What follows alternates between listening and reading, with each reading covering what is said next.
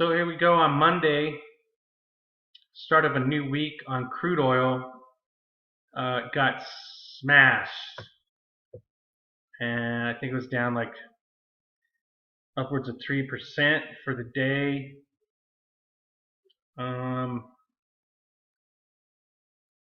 It's reaching its last tether of support, and just to real quick on a weekly, it just got totally smashed. I don't know if this has anything to do with OPEC countries running out of oil, or the whole ISIS Turkey debacle, funding ISIS through stealing Syrian oil and selling it on the black market through Turkey. No idea what's going on there, but Jim Willie's calling for a trigger point if this thing gets down to 30. And just to look at the longer term, it doesn't look at all good. 32 is its support here. It's riding support at 37 right now. So it could, if it falls below these points right here, who knows where it can go. I mean, it's probably loaded with paper contracts that are worthless. So all these hedge funds are going to have to cover, and they're not going to be able to afford it. So a lot of bankruptcies, Jim Willie says, countries, banks. Deutsche Bank is one of those bigger banks that are hedged to the hilt on oil. Doesn't look good for oil. Real quick on the US dollar.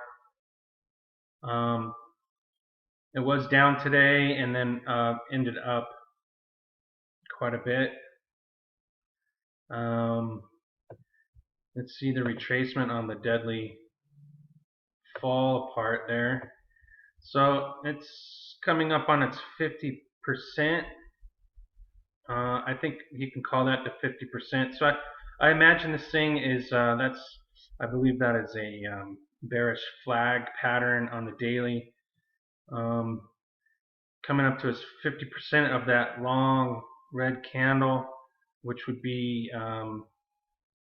sort of like the pivot point.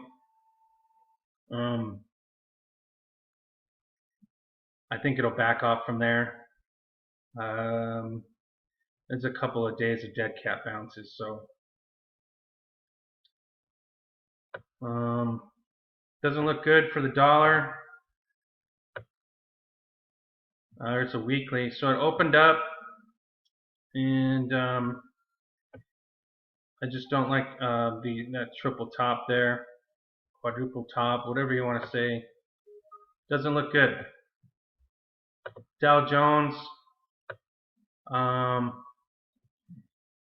was down, still hasn't passed the neckline, so it's continuing to roll over. No matter what anyone says about that big gain last Friday, it didn't. It wasn't enough. So same thing with the S&P. You can see how it is continuing to roll over and not hitting or passing that neckline.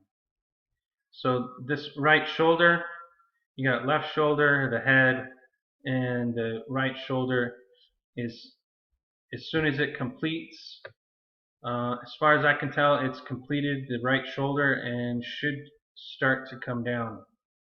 And also, Bo Ploney came out last Friday and said that he rearranged his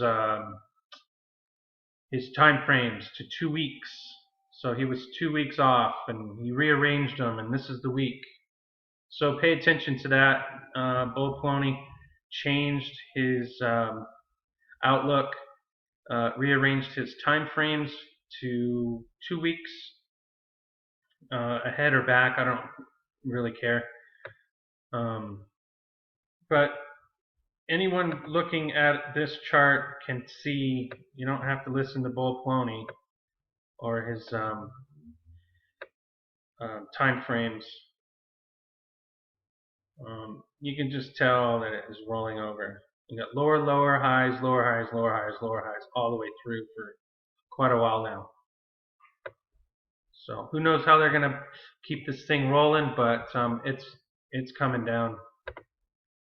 I was still watching copper, and man, I was hoping for a good bounce on copper up to the 230 range, but that was short-lived and doesn't look good for copper.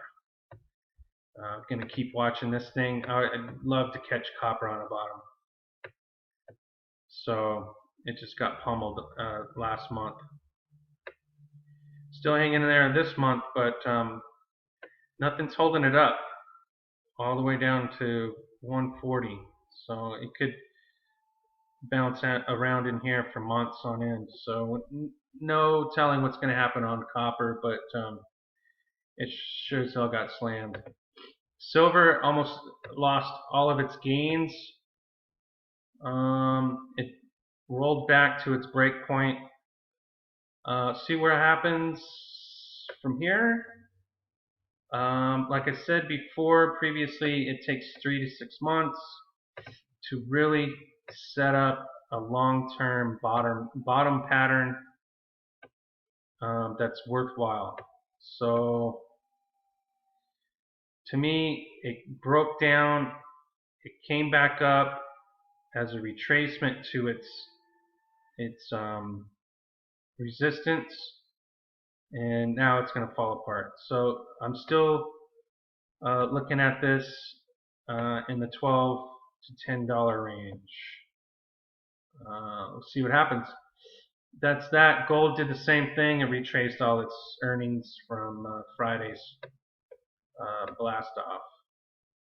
So there you have it. That's it. Little review for Monday.